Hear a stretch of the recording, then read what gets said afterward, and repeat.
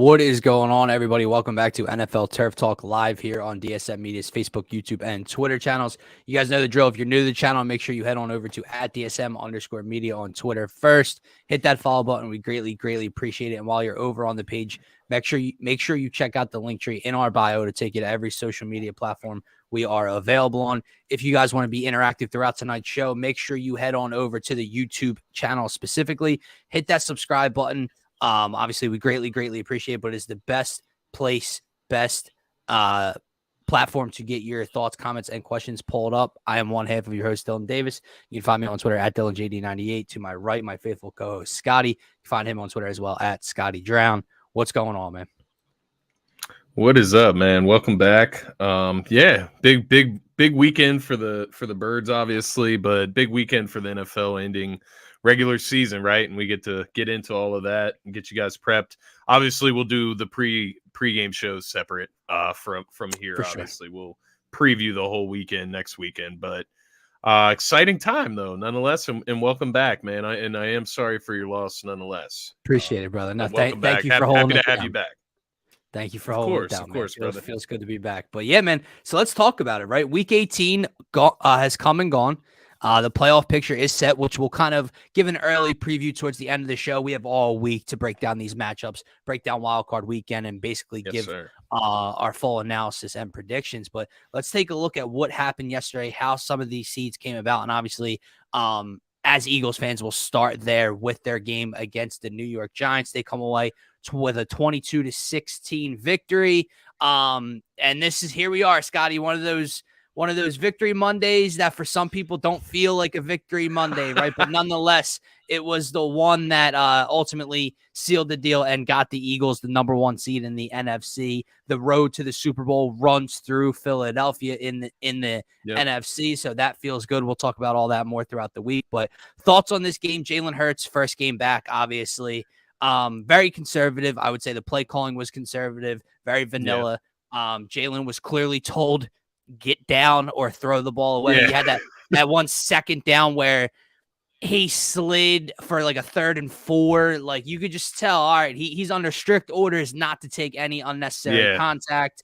The defense looked fine. Obviously, you're playing against Davis Webb. Not much to talk about on that front. But thoughts on this one, man? Because I know a lot of Eagles fans are, I don't want to say unhappy, but underwhelmed maybe could be the correct term to use here with some thoughts here.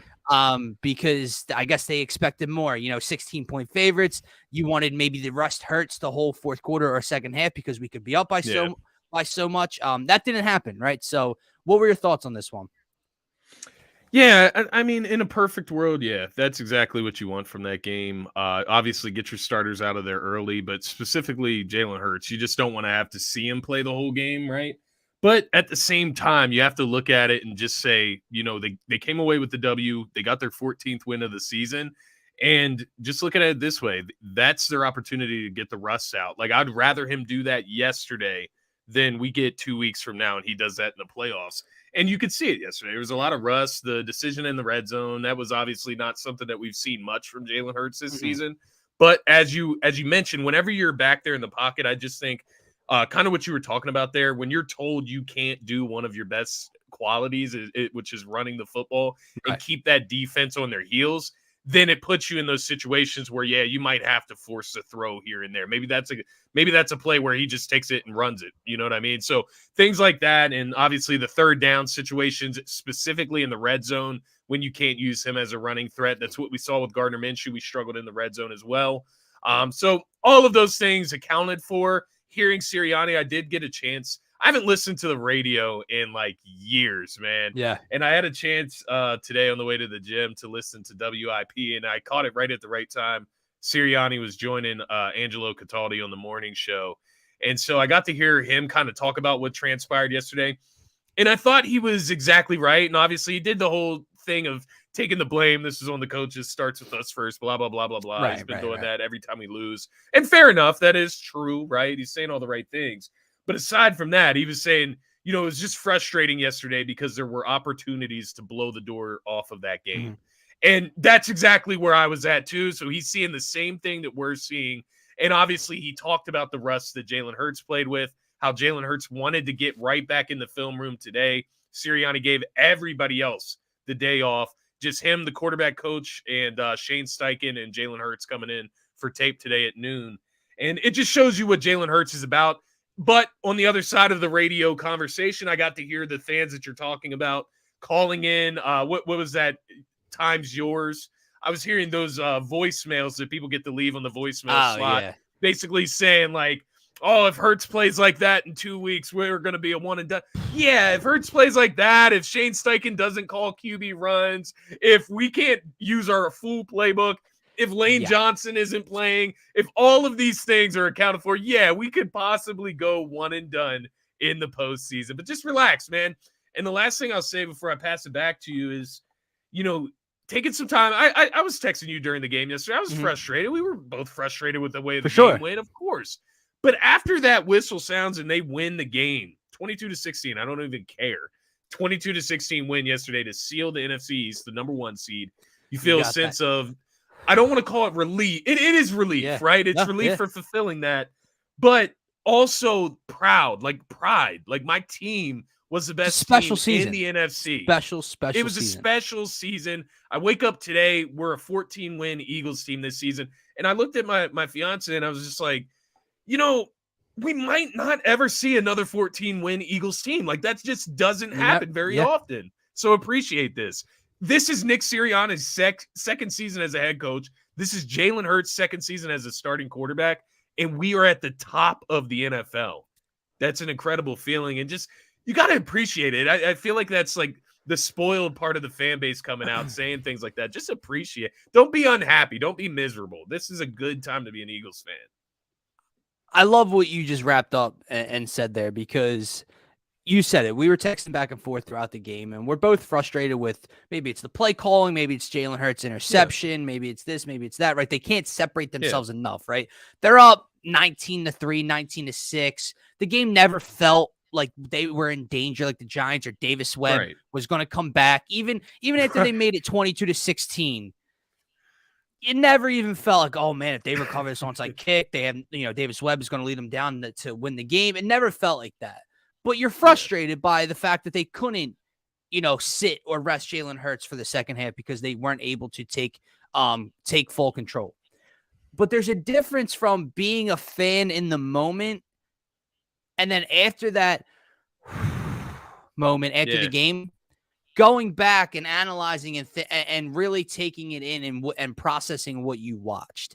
That game plan was so vanilla. And if you want to be mad at that, okay, be mad or frustrated at that. Fine. But Sirianni they were protecting Hurts. What, Scotty, what is the main part of this offense with Jalen Hurts?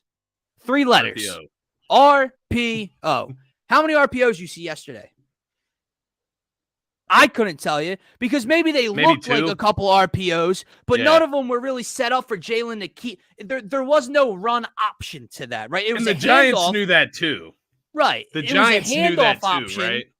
Exactly. It was exact. So it was more of a handoff or pass option, that type of RPO, not a triple threat where Jalen can keep it and run, right? When he's extending plays out of the pocket, you're not seeing him turning upfield, accepting contact. And I'm not saying we're going to love to see that in 2 weeks, but guess what? You control the 1 seed.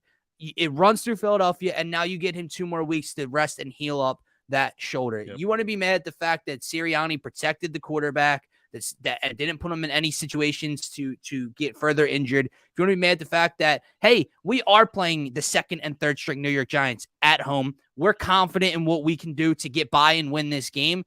I ain't going to show Tampa or Dallas or anybody more than what I need to display today for that potential divisional round matchup, right? So, listen, I get it. We all had hopes that they could rest Jalen and the starters for the second half. Miles Sanders basically got the second half off. I don't know if that was something with the knee, if that was just conservative. You saw a lot of Boston Scott, Kenny Gainwell out there. I feel like Boston Scott picked up a rhythm, and he is like I feel like the Eagles feed into that narrative too, right? Like the Boston Scott Giant killer. Nick loves his pandering. He does love his pandering. So I don't know. And then I saw people complaining about, Hurts throwing the ball over 30 times. I think, you could look at that, like kind of like what you were getting at as far as like the way you can look at things. It's all perspective, right? It's opinion based. But you could look at that and say, why the hell is he having his returning from injury quarterback throw the ball over 30 times? Or you could look at it from the other side and be like, we should probably get that rust off of our quarterback that's coming off of injury before the playoffs start, right? So there's two ways to look at that. And I also think there was a lot of rhythm throws in there as well. I think there was a bunch of screens mixed in, a bunch of quick hitters. They took a couple shots downfield. Obviously, the one connected with AJ down the left sideline, but nothing crazy. That like I said, the word vanilla is just that's what it was yesterday. You know what I'll say? Something that Jason pointed out in our DSM chat.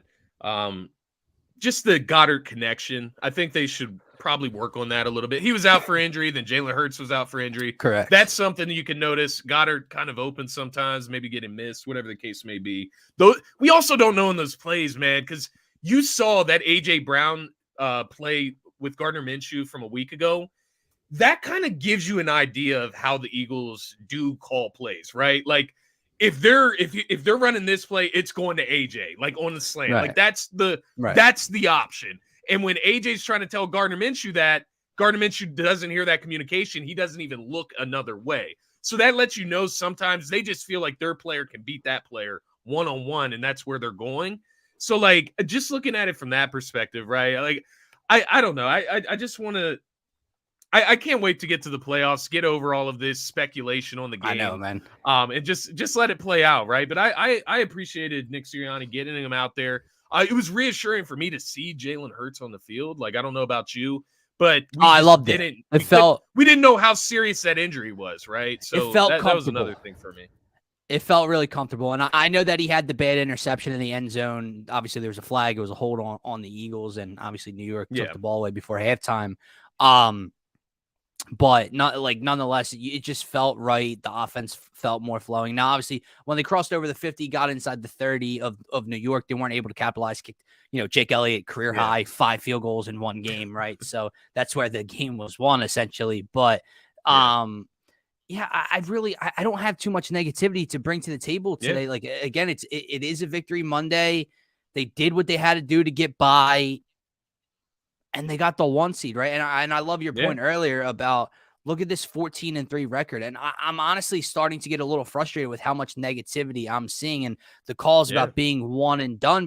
Like I tried to tell you this last week after even they lost to the Saints. That was not the team you're getting in the postseason. Yeah. Yesterday was not the team you're getting in the postseason even, right? You're still missing Lane Johnson, Josh Sweat, hopefully Avonte Maddox.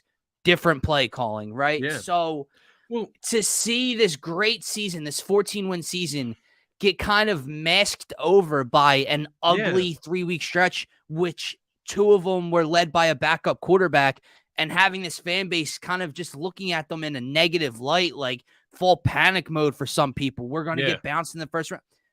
It bothers me because we just had a special season, and it's not a fluke that you win 14 games. I mean, and look at it from this perspective, though. Think about all the talk going into this weekend. Like, we weren't the only potential 1 seed that was looking to lock up the 1 seed, right? But all the talk all this week was, if the Eagles lose, then this and this can happen for the Cowboys. This and this can happen for the San Francisco 49ers. They weren't really talking about the Chiefs, right? The Chiefs and the Eagles locked up the 1 seed in the same weekend. The only difference is that the Eagles were at a higher platform at an earlier time in the season, and they lost 2 games without their MVP candidate quarterback. Exactly. You gotta relax, man. And what I'll say about the defense, you saw Chauncey Gardner-Johnson's impact immediately yesterday. He wasn't even making the plays that he has been making this season, but he was still making plays. He was on the spot in a lot of those plays, and it just shows you the difference, right? They even did something we talked about, moved him to the slot. Have Reed Blankenship in the safety spot with Marcus Epps. So they're moving things around. I love that they did that yesterday. And it kind of hints towards a sign that maybe Maddox isn't going to be back so soon. Possibly. There hasn't been a lot of talk. I don't know if you've seen anything about Avonte Maddox at all. They haven't placed him on IR. They haven't really said anything as far as what it is. I don't know. It'll definitely be something to keep an eye on. right? I'll tell you what I loved yesterday. Speaking about a guy coming back off of IR, Robert Quinn looked a little fresh yesterday, man. Active, yeah. Like he had a couple. He was quick off the line, off the edge, and disrupted plays. There's the one that, again, shout out Shane Haff. He had put it up. Like Quinn wins the battle quick off the left side, forces Davis Webb to clear out of the pocket, go backwards, and try to throw cross body. They complete a pass, but for like -2 yards because the linebacker's right there to clean everything up. Yeah.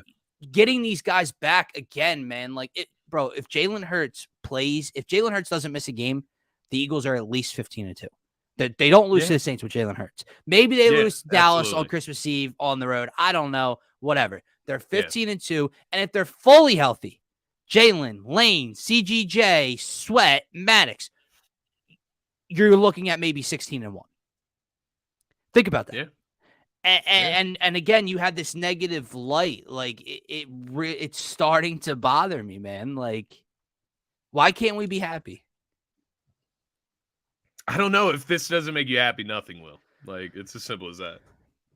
And I love, by the way, if you guys don't follow us on TikTok, you should, because Scotty does a lot of great work. But it was on Scotty's TikTok specifically after the Eagles clinched the 1 seed. And like, just to our point, right? Like, we're sitting here and we clinched the 1 seed. We actually won the game, and fans are taking it like it's doomsday, full panic mode, right?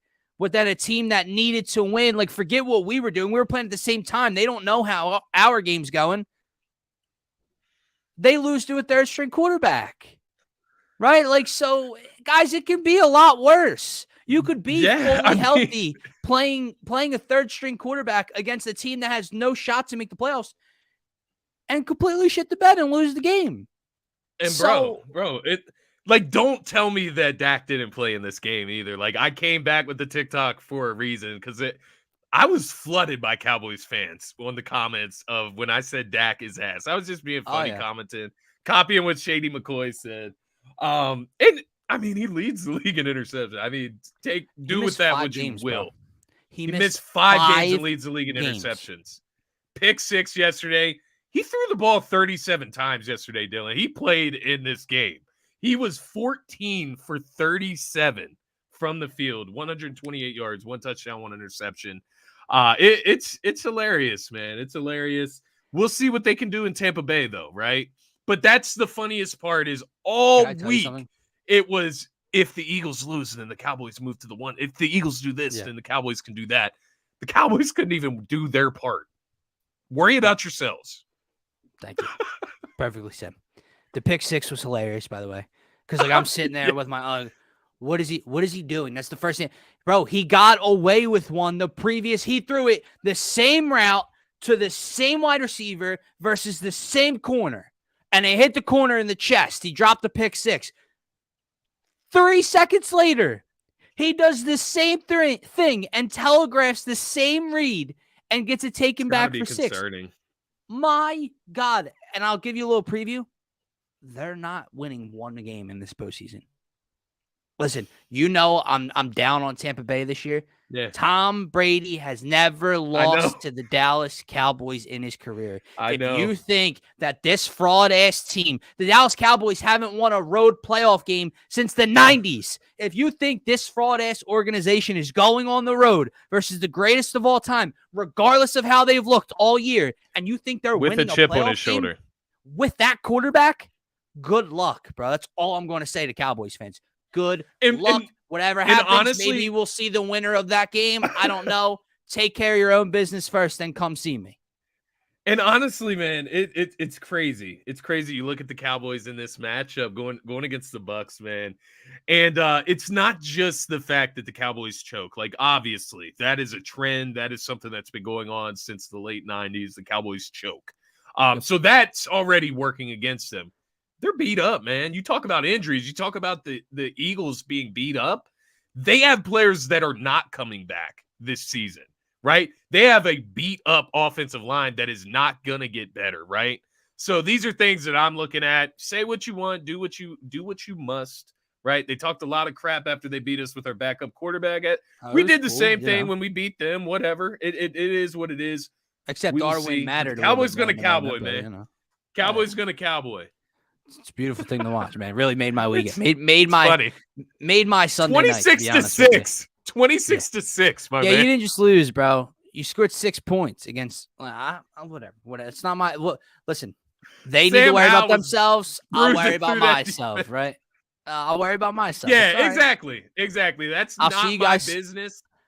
Y'all just make it my business. That's what it is. Yeah, no, I'll hang out this weekend. I'll put some back, stress free. My team don't got to play this weekend.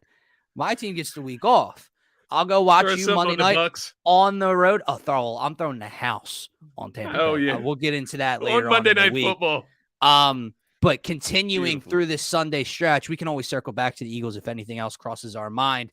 Obviously, we know that both 7 seeds were locked up this Sunday slate. Obviously, the Miami Dolphins clinched the last wildcard spot over in the AFC, while the Seattle Seahawks clinch the 7 seed in the NFC. We can get to Miami in a second, but I got to start over in the NFC, man, with Seattle getting that 7 spot. And obviously, they had a win to get in. They did their part, right? They took care of business in overtime, but whatever. They do that. But that's not where my mind goes. That's not where my story comes here. I'm looking at Sunday Night Football, and I'm looking at the team that missed an opportunity. Detroit 20, Green Bay 16. Do you want to go first, or should I? It's up to you, man. Really, you can go ahead, man. You can go ahead. Okay. All right. Well, let me start by saying I'm happy to know that my 0% chance of making the playoffs actually didn't come back to bite me in the ass. So thank you, Detroit, for helping me out, because that would have been, if we would have clipped that would have been pretty rough for me to get over, right? But I point to one person. There's no one else I look at in this game, in this failure of a season for Green Bay, in all this offseason speculation we're about to get into, obviously. I look at 12. I look at Aaron Rodgers, maybe the greatest talent I've seen with my own 2 eyes at the quarterback position. And I've grown a strong dislike for him. Like, you want to talk about maybe one of my favorite players to watch, non-Eagle ever. And I honestly root against him now. I was rooting against him last night, even though Detroit had nothing to play for. Yeah. The defense only let up 20 points. You were at home. You were the one that, when you threw 2 or 3 picks in Detroit earlier on in the season, came out and made a public statement saying, we can't play like that against that team. We can't lose to this team, insinuating that it's a bad Detroit Lions team. And you go out on Sunday Night Football. They flexed your game, pal. They put you in the spotlight in Lambeau, in your crib. And you come out and throw 2 picks and put up 16 effing points against the Detroit Lions. Now, I know their defense has played better down the second half of the season, Scotty. Their defense, the first half of the season, was historically bad, statistically bad.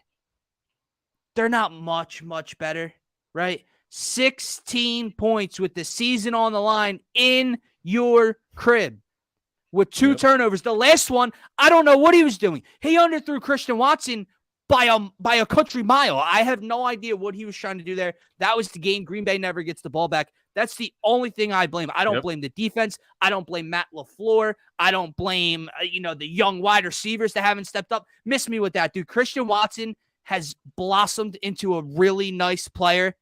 Allen Lazard, Randall Cobb, the guys you wanted back in this locker room, right? You have A.J. Dillon and Aaron Jones to get the ball to, and you come up short. And hey, guess what, Aaron? You lost to that team again, and now you're both going home, not playing next weekend. Yeah, it looked bad, man. It looked really bad at the end, especially. Now, the one interception didn't count. It did get called back.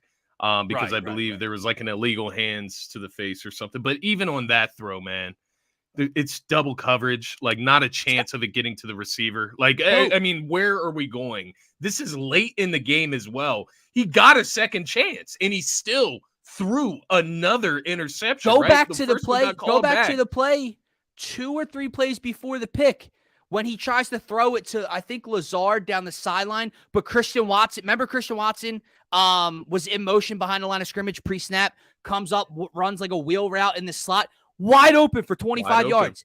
He just skips right by him and tries to throw a dot down the sideline throws it 18 feet over Lazard's head for an incompletion. That's him. That's not your young wide receiver. Now I get it. Romeo Doubs dropped one down the sideline earlier, whatever. But sorry, like he was just so bad, dude. Yeah, no, there's no excuses for Aaron Rodgers in this one. And honestly, he just looked like he didn't even care, man. Like that's the worst part of watching. That's what I'm saying. Is like I'm with you. I found myself rooting against him. Like I'm just watching all this stuff that's playing out, and even the stuff with like the Detroit Lions trainer. Like, first of all, you guys just hit DeAndre Swift in the head, forearm straight to the head while he's already going down. And you guys are talking about, like, we've been talking about player safety all week. And you're going to just taking a cheap shot like that on DeAndre Swift to knock his head off. This is a guy that has dealt with injuries throughout the first part of his career anyways. And then you double down on it. The trainer that comes out to check on DeAndre Swift, you push him because he wants you to get out of the way so he can check on his rookies, man. Like, that is just such, like, punk stuff, right? Like, and it just shows what goes on in the locker room because Aaron Rodgers, man, he just looks like such a punk. And I had some money thrown down on Aaron Rodgers, 200+ yards and a money line win. And I've like threw it out the door at that point because I was just like, man, this team is just you were probably rooting against it at some point. You were probably I was. It was cringeworthy, like the way that the Packers operate, the way Aaron Rodgers operates, going on the Pat McAfee show every single week. We'll hear him tomorrow, I hope. Focus on football, man. Like when your team is not doing well, you don't get to do things like that. You don't get to look like you don't care, man. And that's the worst part with Aaron Rodgers. You can talk about if he's done in Green Bay. He looks done. Like he just doesn't even look like, and that's fine. I get it. He's done like the oh my God, the psychedelics, the hallucinogens, right? He's done all these things in the offseason to get him at peace. That's fine. That's great for his peace of mind, but I don't know if it's helping his football play because this man just does not look like he has the fire, man. He doesn't look like he cares. After the game, he's still smiling and he's contemplating like he's like making it, and I get it. It's the questions that are going to come at the end of the season, but I don't know. It just seems like he was already moved on to what he's doing in the offseason, not even broken up about the loss or the fact that the season's done or that, he's done with his teammates. It just, I don't know, man. It speaks to why Devontae Adams might have wanted out of there, right? Like, I don't know, man. I'm not on the A-Rod train anymore, man. I actually used to like him a lot, like you did, man. Me neither, man. And we'll hear from him tomorrow, maybe on the Pat McAfee show or Wednesday, whenever it is that he goes on. But he'll deflect, dude. He's thrown so many young teammates under the bus. He's thrown so many coaches under the bus. It's everyone's fault but his. And I can point my finger to you that you were the reason you lost. No one else. He thinks he's bigger than the team, man. Thinks he's bigger than the team, and he's out there throwing the game away 17 to a team that, 27. mind you, we talked about this last week with Deshaun Elliott, the safety for the Lions, said about Aaron Rodgers. He's saying some of the things that we're saying right now, except he played against him. He does not like the stuff that he says out loud, the shit that he talks on other players. Like, it's just not cool to do that, I feel like. Like you see the way Travis Kelce and Jason Kelce operate on their pod, right? There's a respect they do a about weekly it. pod. There's a respect about all of it, right? And you just don't see that with Aaron Rodgers. He thinks he's like not only above the Packers, but he thinks he's like above the NFL in a sense. It's odd, man. No, I do agree with you. And then obviously I said to you before the games, huge before flop. we went live here, he comes out, Lion player asks him for the jersey swap, and he knows there's Jameson a camera Williams. and mics all around him. And he's, he looks away and says, I'm gonna hold on to this one for myself. I think. Let the speculation begin, right? I can't get the his jersey. Last game, right? Is it his last game? But whatever. But ultimately, what does that mean, Scotty? That loss means that the Seattle Seahawks get the 7 seed. Yeah. Don't love it. Obviously, we'll get into that 2-7 matchup later on in the week, but could be a little bit of a rout. So we'll get into that later on. Head over to the AFC. You had 3 teams fighting for the 7 seed, being the Pittsburgh Steelers, the Miami Dolphins, and the New England Patriots. Obviously, New England loses to the Buffalo Bills, so they're out. Pittsburgh takes care of business, so all they needed was a New York Jets win, And Joe Flacco couldn't get it done. The Miami Dolphins win 11-6 with a third string quarterback. Hopefully Tua, well, from an entertainment perspective and from a good football game, you would hope to see Tua in this matchup. We've talked about it before where Tua probably shouldn't play the rest of the season. If not, maybe you're looking at Teddy Two Gloves with his pinky injury. Thoughts on the 7 seed over in the AFC? Thoughts on kind of how that played? At least in the NFC, there was a build up to it. And obviously Green Bay loses on Sunday Night Football. The AFC, like New England loses, Pittsburgh wins, and Miami off a 5-game losing streak squeaks by with third string quarterback. Like such an climatic, ending to that 7 seed story. Honestly, man, I'm not happy with how either of the 7 seeds played out, honestly. The 2 teams that I thought deserved those seeds the most, the Lions, and I think that they proved that in the last week, honestly. Their finish to the season versus the Seahawks. I was just really hoping that the Rams could pull out that win for the Lions because I had a good feeling. Like if the Rams would have won that game, I would have definitely thrown down on the Lions. After they lost that game, they lost the worth in the game, but not to the Lions at least. They still went out and played their asses off. But I just thought the Lions, you look at them versus the Seahawks down the stretch. Seahawks 3-5 in their last 8. Lions were 6-2 in their last 8. Lions had turned it on. They started getting healthier, getting some of those pieces back that were missing early on in the season. The offense was honestly great, man. Their offense was great this season. And I think they have created something that they can really build off of. But when you talk about getting into the playoffs and really building something and having a chance, I'm not saying that the Lions would go to San Fran and beat San Fran. Right. I think it would be a lot more interesting than seeing the Seahawks. But some people could argue, a division matchup rather than the Lions going to San Fran. Maybe that is a better matchup as far as, making it an interesting game. Just wanted to point something out with the Lions as well. Jared Goff, I feel like he just hasn't gotten a lot of credit this year, man, but he has had a hell of a season. Like a lot of talk about Geno Smith, right? But no talk. And I get it. Geno came from a lower place maybe, but Goff, 6th in passing yards, 5th in passing TDs, and 5th in QBR. I mean, top 5 or 6 in 3 major statistics for quarterbacks. And it's just kind of crazy what he's done there.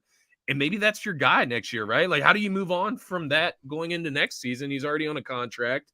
But then on the AFC side, man, with the Steelers, right? I was looking at them deeply going into this weekend, and I was thinking about, like, which team do I think would have the best chance of maybe upsetting, right? Maybe upsetting what? They'll play the Steelers Buffalo. Or the 7 seeds. They'll play Buffalo. Miami's going to play Buffalo. But yeah. Steelers would have if they make it.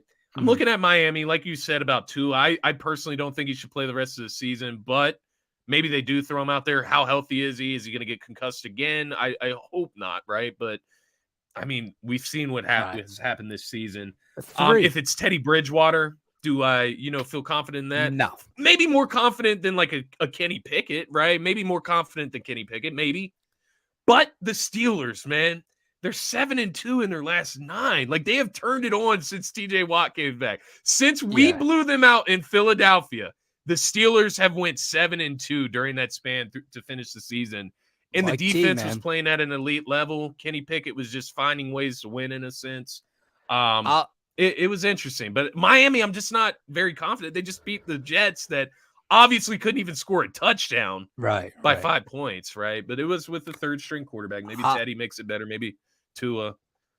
So if it's not Tua, Miami has a 0% chance of winning this game.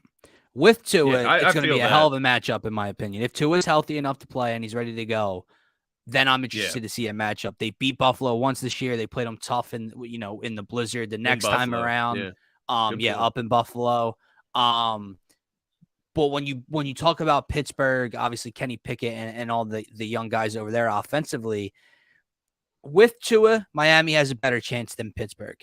If Tua's a no-go, I would have rather seen Pittsburgh get in. Exactly. And here's why. Miami is finesse. Miami is speed. Miami is, can we outscore you? Tua versus Allen, Cheetah, Waddle, all these guys. The defense isn't going to be able to really stop Josh Allen. So it might be 38-35 type of game, right? Without Tua, Teddy Bridgewater and that offense is not going to function at a high level like that. and their defense is good enough to keep them in the game. Pittsburgh, yes, they lack some talent offensively, man. And Kenny Pickett, the rookie, Mike T just gets it done. Like, look at how they finish the season. Now he has never had a losing season still, right? That defense would have shown up and at least maybe kept them in the game for a little while if Pickett can take care of the football. So if Tua plays, I like the Miami matchup. That offense can be spectacular to watch. Without Tua, I much rather would have seen the more disciplined, defensive-minded coach and team get in and maybe make that a dogfight up in Buffalo. They're used to the cold weather, obviously, from Pittsburgh. So we'll see how this week goes. Tua's still not medically cleared. So McDaniel said he's not medically cleared to play. So for right now, no. But if he's medically cleared, he should be available. But the clock's ticking. Like you're getting to Tuesday now, almost, right? So, and is that game on Saturday or is that game on Sunday? Miami, Buffalo. Let me check here. Let me see. Miami Buffalo's on Sunday. It's first game on Sunday. Okay. All right. So you have that extra day instead of playing on Saturday. But yeah, man, that's kind of where my mind goes. These 7 seeds, I'm with you there. A little underwhelming for me. Getting the Seahawks and Miami clinching in week 18 was. They're not supposed to be there, you know what I mean? And based on tradition and what we're used to as far as the playoff structure, those 7 seeds really aren't supposed to be there, right? So it is, you look at this and maybe this is what happens every year now is, some undeserving teams. But Seahawks 9-8, the Eagles were 9-8 last year as well. I was happy to get in the playoffs and see us make some ground. So maybe it's I don't know. How do you feel? Do you think it's been a good thing? Like, obviously, we took advantage of it the first season it was implemented. With the 7 seed? Yeah. It's interesting, though. I mean, makes more games, I guess. No. And here's why. You saw what happened firsthand with a 7-seed Eagles team in Tampa Bay last year. Now, I forget how the 7 seed in the AFC plays out. Maybe I'm contradicting myself. Maybe, last year's 7 seed and the AFC won the game or made it close. I forget how that maybe had played out. I think the Mac Jones Patriots were the 7 seed. So I'm pretty sure the Patriots squeaked in and they played the Buffalo Bills in the playoffs. And got ran over? Got ran over. I'm right. So that's my point. I'm all for more football games. That's why we talk about it all the time. That's why we love our Thursday night football, even if the game is, the Jags versus, Tennessee or whatever the case may be. Yeah. Or whatever. I just don't think it makes the competition for the Super Bowl steeper. Like this week, you and I are going to put together our power rankings for the playoffs 1 through 14 in terms of Super Bowl contenders. And I would imagine that 13 and 14 are going to be the 2 7 seeds. Now, maybe Miami with Tua is more of a threat than the Giants, maybe. But I would imagine if he's not playing, if they are as is, the 2 7 seeds are going to be the bottom 2. So I don't think it adds anything in terms of competition. It's just more money for the NFL. It's another game to watch. Changes the playoff format. So I don't hate it. And obviously it allows another fan base to enter the dance, right? Look at baseball. That's the good part of it, right? That's the good part. The Phillies just took full advantage of that extra wild card spot that was just recently introduced in the MLB. But again, when you see baseball, you just need to get into the dance, right? You just saw the Phillies make it to the World Series. Football, I hate to break it to you, you ain't getting a 7 seed in the NFC Championship game, right? So, watch, we'll come back. The Patriots, the Seahawks will somehow be in the NFC Championship game. But so the Patriots were if they win their game against the 49ers, they're gonna have to come to Philly and it ends there. They're gonna get ran over.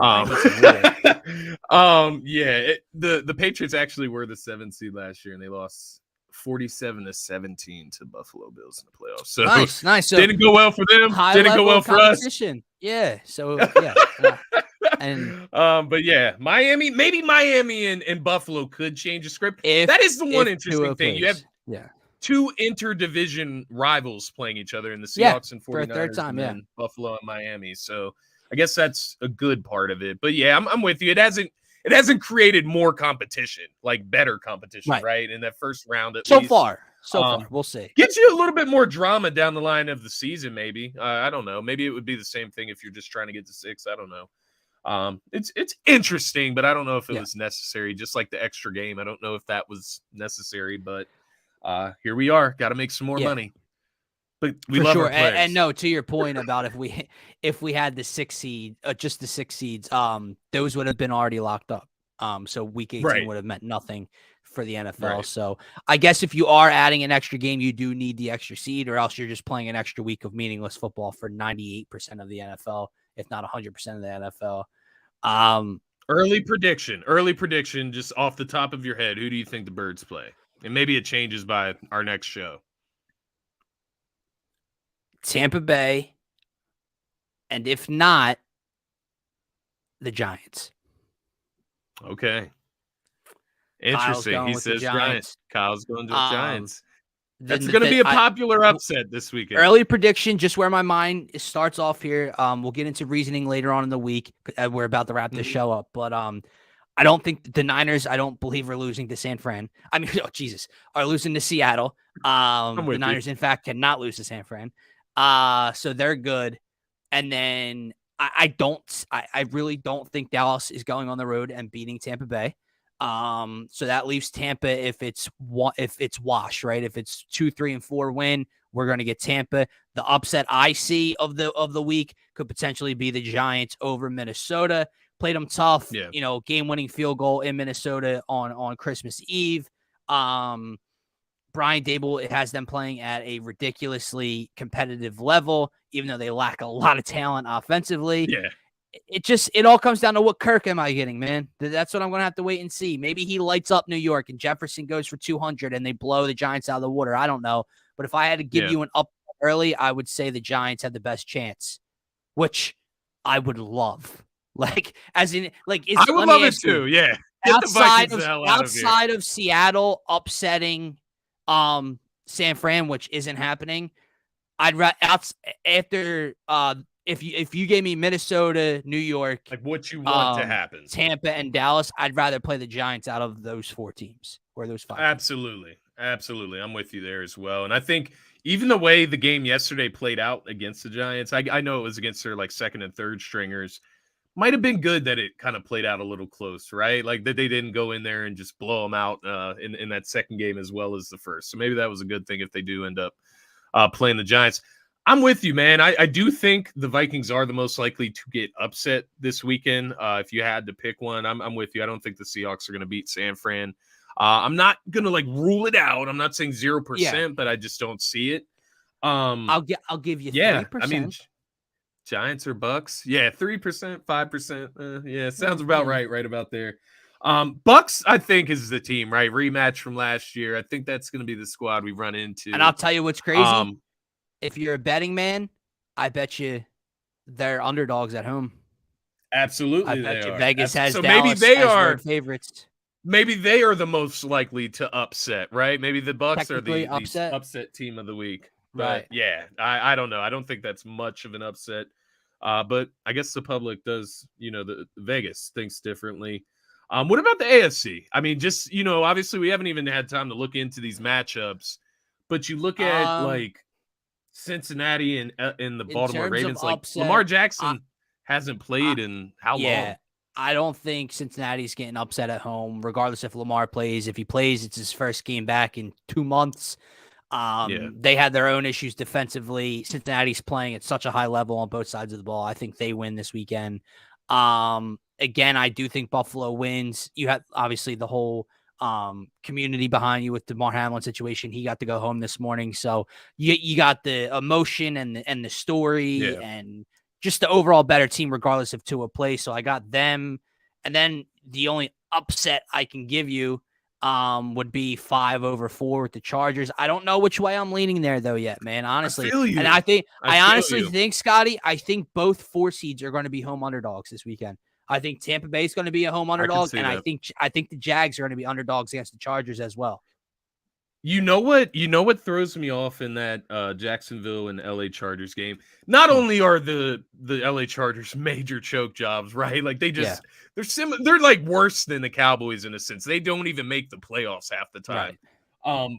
But not only that, just the Doug Peterson, that matchup specifically, the coaching experience, what Doug does. Like, I don't know. It's a weird feeling. You read my mind, bro, because that's what I was just about to bring up to you. It's what I was just about to bring up to you. That's Brandon their advantage, Staley right? Versus Doug Peterson. I'll take Doug Peterson 7 days out of the week and twice on Sundays, dude. I'm with you. So we'll have to see. It's in Jacksonville. It's going to be fun to get how much of a home crowd. I can't wait. I can't wait. Oh my God. This is what we've been waiting for. We might cook and we don't have to worry about anything as well. Yeah, we might cook something up fun throughout the week as well. So it'll be a good time. But guys, for this Monday edition of Turf Talk, that is going to be all. Don't forget to check us out on Twitter at DSM_media. Hit that follow button. We greatly appreciate it. Don't forget to check out the YouTube channel. Yes, we are finally officially over the 700 subscriber mark. Thank you to each and every one of you. And who knows, Scotty, if that subscriber count continues to go up, we might be doing a pretty big giveaway for all of you guys. So stay tuned.